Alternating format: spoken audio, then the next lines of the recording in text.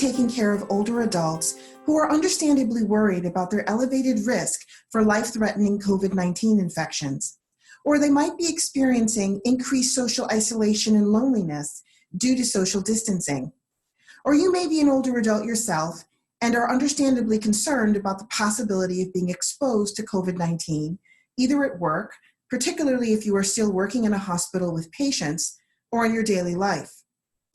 To help the older adults in your life during this difficult time, whether they are your patients or family members or yourself, you can recommend a few routines or habits that might make a difference, such as having regularly scheduled times to check in with family and friends by phone or video,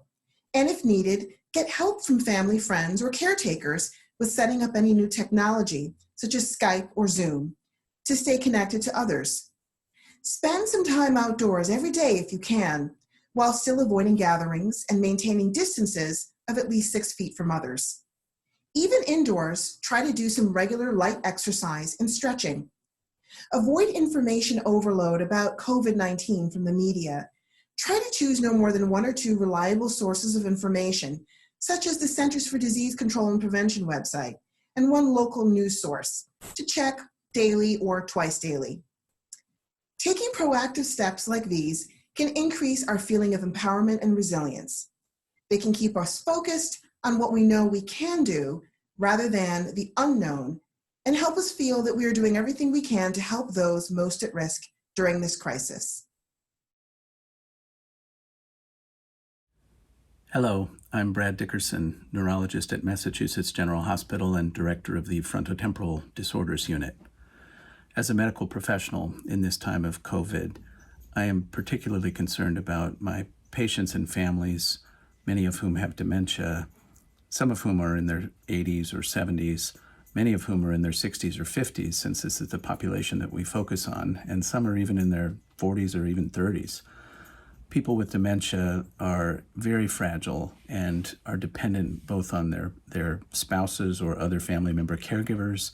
friends, and often on community resources like daycare programs or living facilities. It is a time like this that those resources become obvious in terms of their value and also often difficult to maintain. If we want to avoid the infectious disease that is putting these people at so much risk, we have to often not avail them of the daycare programs or other paid care providers that come and help their families take care of them.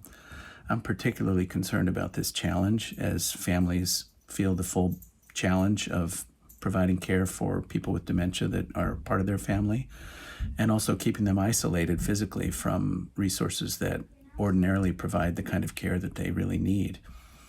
I think socially we can still try to help families and patients connect with others through technological means if those are available to them.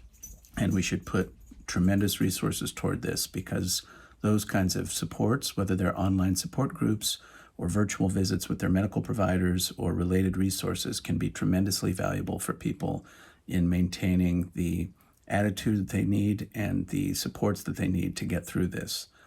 Those are the people I'm thinking about in particular today, and very concerned about as vulnerable, but also people that we can really help in a variety of ways if we marshal the resources that we need to stay connected with people and support them both with medical therapies that can be brought to them and with social and psychological support that is so critical for normal functioning in their daily lives.